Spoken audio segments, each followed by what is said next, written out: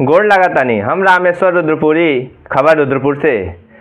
रउआ लोगन के टटका राजनीतिक, सामाजिक, सरोकार से भरपूर देश प्रदेश का हर छोटी बड़न खबर खातिर करम आपके आमने सामने, आपके वही भोजपुरी अंदाज में। तो चलिए देखिए आज का ताज़ा अपडेट। नमस्कार, प्रणाम। हम रामेश्वर रुद्रपुरी, खबर रुद्रपुर से।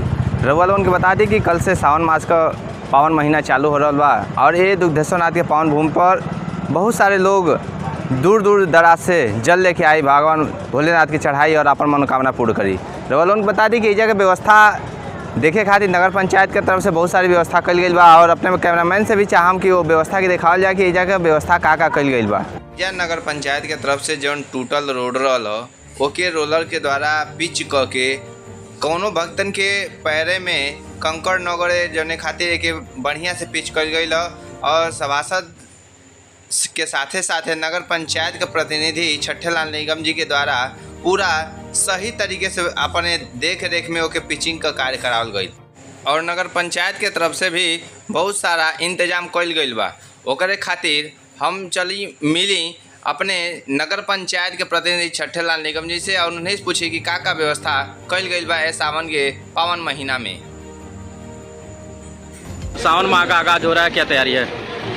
देखिए, कल श्रावण मास की शुरुआत हो रही है। भोलेनाथ का दिन है, दिन सोमवार से। उसके लिए नगर पंचायत प्रशासन द्वारा यहाँ साफ सफाई के अलावा सभी मार्गों पर विद्युत की व्यवस्था, मंदिर की सजावट की व्यवस्था, बैरिकेडिंग की व्यवस्था, यहाँ खोया पाया कैंप नगर पंचायत द्वारा स्थापित किया गया है, जिसका नगर पंचायत के कर्मचारी यहाँ बैठ करके दिन भर और पुलिस प्रशासन के लोग, तहसील प्रशासन के लोग बैठ करके मेले का निरीक्षण करते रहेंगे। जो भी यहाँ पे आवश्यकता की चीज़ें हैं नगर पंचायत को मुहैया कराई।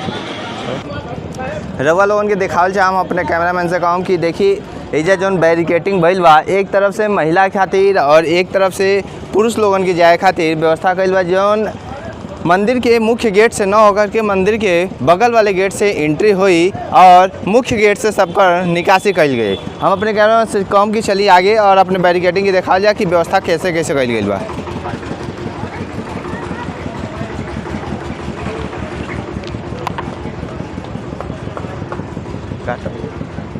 आगमन बात और दूसरका तरफ से जौन पहले शिवरात्रि में व्यवस्था रहेला कि इधर से एंट्री रहेला वो रास्ता बंद कर दिल गई बा और यहाँ से एंट्री लोगन का होई और यहाँ से सारे भक्त लोग अंदर भगवान शिव के जल चढ़ावे खातिर अंदर प्रवेश करी। आई हम कैमरामैन से चाहूँ कि अंदर चलल जा और देखल जा कि अंदर की व्यवस्था का बा।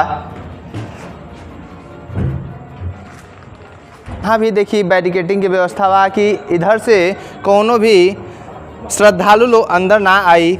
अंदर आवे खातिर बस एक ही रास्ता बा और यहाँ से होकर के भगवान भोलेनाथ के जल चढ़ावे खातिर ये रास्ता से जाई और के गेट पे पहुँच करके भगवान भोलेनाथ के जल के ढारी और अपने मनोकामना के पूर्ण करी। खबर रुद्रपुर खातिर रामेश्वर रुद्रपुरी की रिपोर्ट।